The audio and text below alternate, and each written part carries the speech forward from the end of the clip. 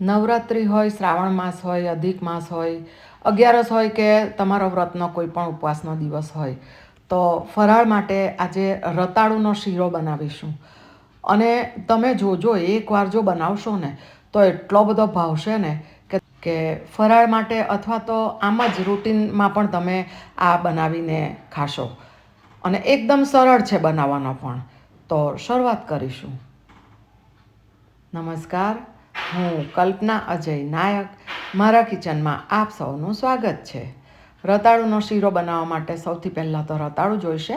તો આ બહુ મોટો છે, લગભગ 1.5 કિલો જેટલો છે. આટલો બધો નથી આપણે યુઝ કરવાનો. અને આ રીતે એકદમ કડક ફ્રેશ હોય ને એ રીતનો લેવાનો. અંદરથી પોલો હોય, બગડી ગયો હોય એવો નહીં યુઝ કરવાનો. આમાંથી થોડો આપણે લઈશું, બાકીનો આપણે યુઝ નથી કરવાના. તો હવે સૌથી પહેલાં એની છાલ ઉતારી લઈશું. અને 3 ટુકડા લીધા છે મેં મીડિયમ સાઇઝના, અને વજનમાં 350 ગ્રામ જેટલો થશે. રતાળુની છાલ ઉતારી અને ત્યારે થોડી ચીકાશ લાગશે. અને ત્યારબાદ આપણે એને એક વખત સારી રીતે ધોઈ લેવાનો છે. અને હવે એને આપણે બાફી લેવાના છે. તો કુકરમાં નીચે પાણી મૂક્યું છે અને ઉપર એક છીણી મૂકી છે નાની. તમે કાણાવાળું કોઈ પણ સાધન ડીશ કે એવું લઈ શકો, અથવા તો સાદી ડીશ પણ લઈ શકો. અને આ રીતે રતાળુને ગોઠવી દઈએ અને ઢાંકણ ઢાંકીને મીડિયમ ફ્લેમ પર 4 સીટી જેટલું એને બાફી લેવાનું છે. અને સીટી થઈ ગયા બાદ વરાળ ઠંડી થઈ જાય એટલે આપણે કુકર ખોલીને રતાળુને બહાર કાઢી લઈશું. અને થોડો એને ઠંડો થવા દઈએ. અને ઠંડો થાય સાધારણ એટલે આ રીતે એને બરાબર પ્રેસ કરીને સ્મૂથ બનાવી દેવાનો છે.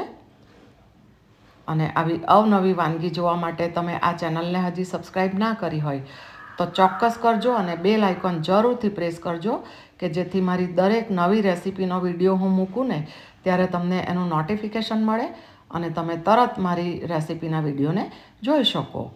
તો જુઓ, આપણે બાફી લીધો છે ને એટલે બહુ જ સરસ અંદર મિક્સ થઈ જાય છે, લમ્સ ના રહે એ રીતના એને સરસ સ્મૂથ બનાવી દીધો છે. તો હવે શીરો બનાવશું. તો ગેસ પર એક નોનસ્ટિક પેન મૂક્યું છે. તમે કોઈ પણ કડાઈ પણ લઈ શકો. તો એની અંદર 2.5 ટેબલ સ્પૂન જેટલું ઘી મૂકીશું. અત્યારે આપણે આટલું લઈએ છીએ, પછી ફરીથી પ્રોસેસ કરીએ ને શીરાનો ત્યારે ઉમેરીશું. તો હવે ઘી ગરમ થાય એટલે આપણે બાફેલો જે રતાળું છે એ ઉમેરી દીધો. અને ગેસની ફ્લેમને મીડિયમ ટુ લોની વચ્ચે રાખવાની છે. અને આ રતાળુનો ગુણધર્મ એવો છે કે ઠંડો થાય ને બફાઈને એટલે થોડો કડક થઈ જાય. પરંતુ આપણે જુઓ, તમે થોડી વારમાં એને જોશો કે ઘી સાથે મિક્સ થઈને ફરીથી એકદમ સરસ સોફ્ટ થઈ જશે. આ રીતે તવેથા વડે થોડું એને હલાવતા જઈએ. 2 જ મિનિટમાં સરસ સોફ્ટ થઈ જશે. જુઓ, એનું ટેક્સચર બદલાયું તમને દેખાય છે અને સોફ્ટ થઈ ગયો છે. અને આપણે ઓલરેડી એને બાફી લીધો છે એટલે વધારે સાંતળવાની પણ જરૂર નથી. 2 થી 2.5 મિનિટ એને રાખ્યા બાદ હવે દૂધ રેડીશું. તો આ અડધો કપ જેટલું સાધારણ હુંફાળું હોય ને એવું દૂધ લીધું છે. ફ્રીઝમાંનું એકદમ ઠંડુ હોય ને એવું નહીં લેવાનું. હુંફાળું અથવા નોર્મલ ટેમ્પરેચર પણ ચાલે. કારણ કે એકદમ ઠંડુ દૂધ ઉમેરીશું ને તો આ શીરાનો પ્રોસેસ શરૂ થતાં વાર લાગશે. તો જુઓ, સરસ રીતે મિક્સ કરવાનું. અને જેમ જેમ રતાળું સાથે દૂધ મિક્સ થશે ને તેમ તેમ રતાળું પણ થોડો ફૂલશે. અને 2 મિનિટ એને ઢાંકીને રાખીશું. 2 મિનિટ બાદ જોઈ લઈએ અને ફરીથી હલાવી લઈશું. તમે જોઈ શકો છો કે દૂધ એબ્ઝોર્બ થવા માંડ્યું છે. અને દૂધ પૂરેપૂરું એબ્ઝોર્બ થઈ જાય એટલે શીરાને ક્રીમી ટચ આપવા માટે થોડો મિલ્ક પાવડર ઉમેરીશું. તમારી પાસે મિલ્ક પાવડર જો ના હોય ને તો દૂધ ઉપર જે મલાઈ આવે છે ને એકદમ સરસ જાડા પડવાળી, એ તમે 1/4 કપ જેટલી ઉમેરી શકો. તો ફરીથી જોઈ લઈએ અને તમે જોઈ શકો છો કે દૂધ પૂરેપૂરું અંદર સમાઈ ગયું છે.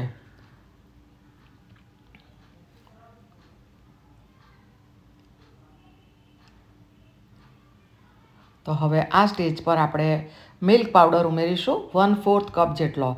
કોઈ પણ સારી બ્રાન્ડનો હોય ને એ તમારે લઈ લેવાનો. અને સારી રીતે મિક્સ કરીએ. અને આ અગાઉ મેં રતાળુ પૂરી કેવી રીતે બને એનો વિડીયો ડિટેલમાં મૂક્યો છે. અને વટાણા અને તુવેરની પેટીસને એની ઉપર રતાળુનું પડ કેવી રીતે બને, સુંદર પર્પલ કલરની પેટીસ કેવી રીતે બને એનો વિડીયો પણ મેં ડિટેલમાં આ ચેનલ પર પોસ્ટ કરેલો છે અને એની લિંક ડિસ્ક્રિપ્શન બોક્સમાં આપેલી છે. તો હવે એને ખુલ્લું જ થવા દઈશું. તો થોડું ઘીની જરૂર લાગે છે, તો લગભગ 2 ટેબલસ્પૂન જેટલું ઘી ઉમેરીશું. આપણે શરૂઆતમાં પણ થોડું ઓછું ઉમેર્યું હતું. અને ખાંડ 1/4 કપ જેટલી મેં લીધી છે. તમારે મીઠાશ જેટલી પસંદ હોય ને એ પ્રમાણમાં ખાંડ ઉમેરવાની. થોડી વધારે કે ઓછી તમે લઈ શકો. અને હવે સારી રીતે મિક્સ કરીએ.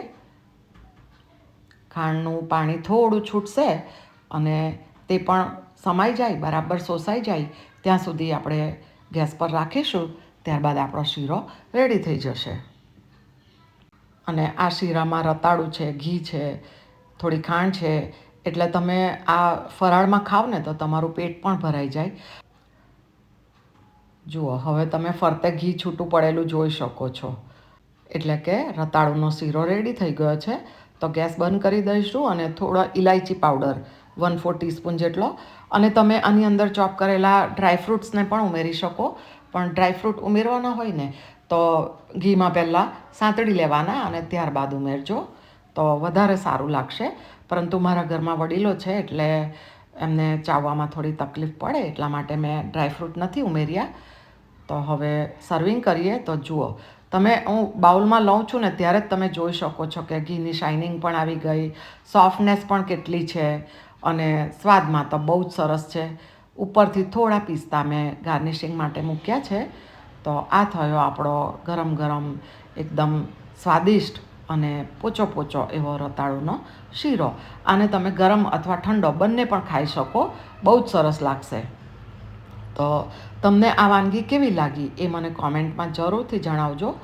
અને જુઓ, તમને નજીકથી બતાવું છું કે કેટલો સોફ્ટ થયો છે. અને વ્રત કે ઉપવાસ હોય ત્યારે તમે ફરાળમાં કઈ કઈ વાનગી બનાવો છો એ મને કોમેન્ટ બોક્સમાં જરૂરથી જણાવજો. અને રતાળુ બટાકાનું શાક પણ મેં ફરાળી કેવી રીતે બને એ બતાવ્યું છે આ ચેનલ પર. તો આવજો.